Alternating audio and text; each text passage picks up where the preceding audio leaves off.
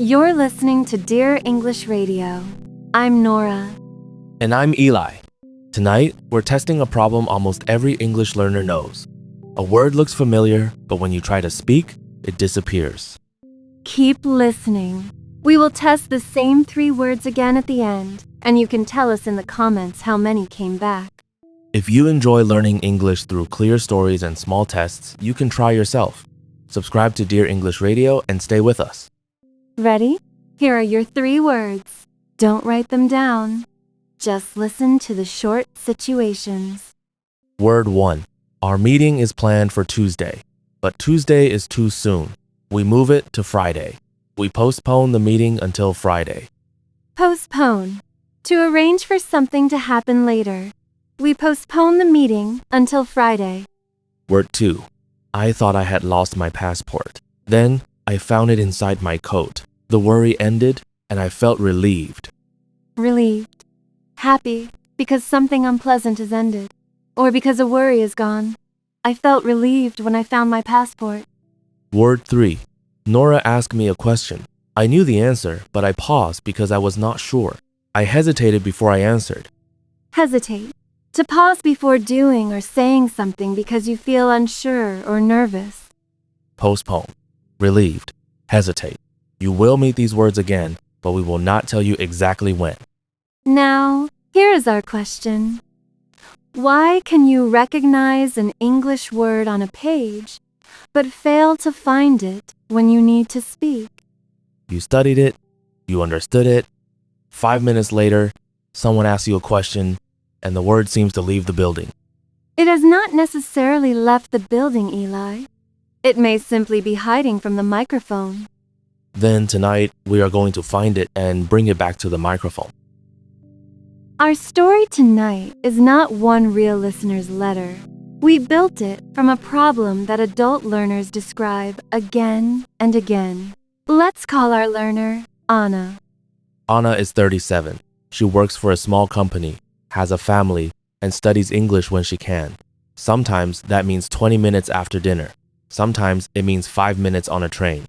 One Monday morning, Anna receives an email in English. It says, "We may need to postpone the meeting until Thursday." Anna knows the sentence. She does not open a dictionary. Postpone means move something to a later time. Easy. 2 hours later, Anna joins an online meeting. Her manager asks, "Should we cancel Wednesday's meeting?" Anna wants to say, "No, we should postpone it until Thursday." But the word does not come. She says, "No, cancel. We can put it later." Her meaning is understandable. The meeting continues. Nothing terrible happens. But Anna feels embarrassed. After the meeting, she opens the old email, sees the word postpone, and thinks, "Of course, I know that word." That moment is especially frustrating because the word feels both known and unknown. So what happened? Did Anna forget the word in 2 hours? Maybe part of the memory was weak, but the bigger change was the task. In the email, the English word was already in front of her. She only had to recognize it. In the meeting, the answer was hidden. Anna began with an idea, to move the meeting later, and had to retrieve the English word herself. Retrieve means bring something back from memory. Recognition says, "Yes, I have seen this." Retrieval says, "The answer is not here. Can I produce it?" And real use asks for even more. Can Anna retrieve the word, place it in a natural sentence, and say it while another person is waiting? That is why a word can look easy in a list and still feel far away in conversation. Anna's memory is not broken. Her practice and her real task are asking for different actions. Let's make this visible. Imagine an old card drawer in our radio archive. On the front of a card, you see the word postpone. On the back, you see move to a later time. You look at postpone and say, "Yes, I know it." That is a recognition check. The English answer is already present. Now turn the card around. The front says, "Your meeting is Tuesday. You need Friday." Complete the sentence. We need to blank the meeting until Friday. This time, you must produce the English word. The cue gives you the meaning and the situation, but not the answer. The word cue means a small signal that helps you remember or act. A question, picture, meaning, sound, or situation can be a cue. A word is also more than one English form beside one translated meaning. You may need its sound, spelling, meaning, grammar, and common word partners. For example, we postpone a meeting, postpone a trip, or postpone a decision. We can postpone doing something. Those patterns help the word travel into a sentence. This does not mean translation is forbidden. A quick first language meaning can be useful. The problem begins when every practice session stops at the translation pair. If your future task is speaking, at least some practice should begin with a meaning or situation and end with you producing English. Notice the words, at least, some. Reading and listening still matter. Recognition is not fake knowledge. It is simply not the whole job. Time for our first return. The meeting was planned for Tuesday. We moved it to Friday. What verb did we use? Think of the word before Eli answers. The word is postpone. We postponed the meeting until Friday. If you remembered it, good. If you did not, that is also useful information. You have found the exact place where practice can begin. A failed answer is not a personal judgment. Look at the answer, say it, and create another chance to retrieve it later. I have a strong opinion, Eli. We should take every vocabulary flashcard in the world and place it in a very deep drawer. That sounds less like teaching and more like hiding evidence. Fine. My complaint is not really about paper cards. It is about the comfortable little feeling of turning over a card and saying, yes, I knew that. Then I partly agree. But a flashcard is only a tool. A hammer can build a table or damage a radio. The result depends on what you do with it. Please do not test that idea on our radio. Consider two cards. Card A shows English first, relieved. You look at it and remember the meaning. That card checks recognition. Card B shows a situation. I thought my passport was gone. Then I found it. How did I feel? You must say relieved before you see the answer. Card B asks for retrieval. After the answer, it can also show a useful sentence. I felt relieved when I found my passport. We can go one step further. Close the card and change the story. The doctor called and said the test result was normal. I felt relieved. New situation. Same useful word. So the question is not, are flashcards good or bad? The better question is, what action does this card train? Does it ask you to notice, to recognize, to retrieve, to produce a sentence? Each action has a different job. Digital apps have the same rule.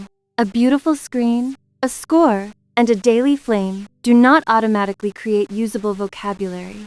But an app can be helpful if it gives you a cue, requires an answer, provides clear feedback, and brings the word back after a gap. The tool is not the method. The action is the method. Let's build a complete routine. We call it the word activation loop. Notice, connect, retrieve, use, and revisit. This 5-step loop is our practical combination of ideas from vocabulary research. It has not been tested as one magic package, and it is not the only possible routine. Step 1. Notice. Choose a small number of words from something meaningful. An email you need to answer, a podcast you enjoy, a meeting, a travel plan, a conversation with your child's teacher. Do not save every unknown word. Ask, will this word help me understand or express something I actually care about? For Anna, postpone is useful because meetings and deadlines are part of her week. A rare word about medieval farming equipment may be interesting, but it probably does not need to enter today's active list. Step 2. Connect. Hear the word clearly. Keep the original sentence. Notice one common pattern, then connect it to one real situation in your life. For postpone, Anna keeps, we postpone the meeting until Thursday. She notices postpone plus a thing and postpone plus doing. Her personal connection might be, We postponed our trip because my son was sick. Simple, true, and useful. More connections are not always better. You do not need a strange 10-minute story for every word. The connection should make the word easier to use, not bury it under extra work. Step 3. Retrieve. Hide the English word. Begin with a situation, meaning, or question. Try to produce the word before you check the answer. The attempt matters. If the answer remains visible, your eyes can do the work before memory has a chance. If you cannot remember, do not stare at the wall for 5 minutes. Check the answer, say it clearly, and make another retrieval chance later. Step 4. Use.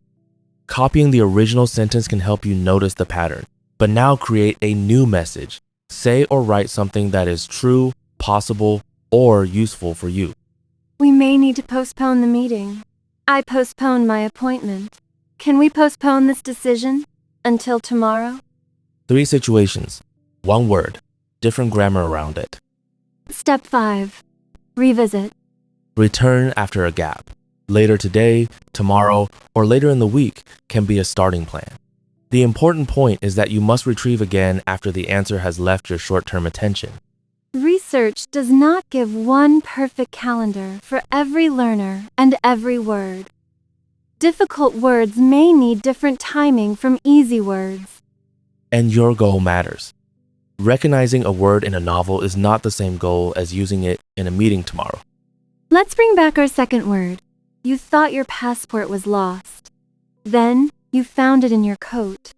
What adjective described your feeling? Give yourself a moment. The word is relieved. I felt relieved when I found my passport. Now use it in a different sentence. I will give you a beginning. I felt relieved when. Finish the sentence with your own idea. Mine is, I felt relieved when the mechanic said my car was safe. Mine is, I felt relieved when I found the missing audio file. That was a very real day at this station. Notice what just happened. We did not only show the definition again, we asked you to retrieve the word, then connect it to a new message. We should now separate the useful evidence from the large promises that often appear online. A review of adult second language vocabulary training examined many laboratory studies. It found good support for retrieval practice and for combining repetition with retrieval and spacing. But the review also gave important warnings. Some experiments tested translation in only one direction. A better score on that task does not automatically prove better conversation. The review also found that meaning activities do not help in every form. A personal sentence may be useful, but an extra task can also distract a beginner from learning the word's form. That is why our connect step stays small. Sound, meaning, one pattern, one real situation. We are not asking you to build a movie around every word. Another large analysis brought together 98 results from 48 experiments, with 3,411 participants in total. On average, practice separated by time helped second language learning. Short and long gaps were similar on immediate tests, but longer gaps did better on delayed tests. Equal gaps and gradually expanding gaps were not clearly different in that analysis. In ordinary language, do not repeat a word 10 times now and then disappear for 6 months. Return after the word is no longer sitting comfortably in front of you. But we still cannot say, review every word after exactly 1 day, 3 days, and 7 days. That can be a useful starting schedule, not a law of memory. What about input and output? Should you stop reading and only produce sentences? No. One study compared learning words through reading sentences with learning through sentence production. When both tasks received the same amount of time, reading did better. In another experiment in the same study, the production task received the extra time it naturally required. Then, the production task was more effective. That is a useful correction. Output takes time. If you compare 5 minutes of reading with 5 minutes of difficult sentence writing, reading may cover more language. So use input to meet and understand words. Use retrieval and output to to find out whether those words are available when you need them. An earlier interaction study also compared different ways learners met and used new words. The condition that required learners to produce language during the interaction showed stronger productive learning and retention. Again, one study is not a law for every class, but it supports a practical idea. If your goal includes using a word, some practice should require you to use it. Research gives us parts, not a magic machine. Our job is to build a small routine while keeping the limits visible. Anna has a job, a family, and limited time. What can she do in 10 minutes? First, a warning. 10 minutes is our starter design, not a scientifically perfect amount. The routine can be shorter or longer. Minutes 0 to 2. Choose 3 words from one real source, not 30 words from 10 unrelated lists. Anna chooses postpone from an email, relieve from a conversation, and hesitate from a podcast about meetings. Minutes 2 to 4. Hear each word, check the meaning, and say one useful sentence or phrase. Postpone the meeting until Friday. Feel relieved that the problem is over. Hesitate before answering. Minutes 4 to 6. Hide the English. Use a meaning, question, or situation to retrieve each word. If the word does not come, check it and try once more after working with another word. Do not turn one failure into 10 minutes of punishment. Minutes 6 to 9. Speak for 1 minute about a real topic and try to use the 3 words naturally. Anna might say, "We postponed a difficult meeting this morning. I hesitated before I told my manager why. I felt relieved when she agreed." It is not a beautiful speech. It is a successful retrieval practice with a real message. The final minute. Choose when and where you will return. After lunch tomorrow. On the train home. Before the next meeting. Make the cue visible. Put a question in your calendar. Why did we postpone the meeting? Do not write the target word in the question. Later, change the situation. Why might a family postpone a trip? When did you last feel relieved? When do people hesitate before speaking? New questions make the word work, instead of only repeating one memorized sentence. Time for word 3. I knew the answer, but I paused because I felt unsure. What verb described my action? Think before Nora answers. The word is hesitate. I hesitated before I answered. Now answer this. When do you hesitate to speak English? You can begin. I hesitate when.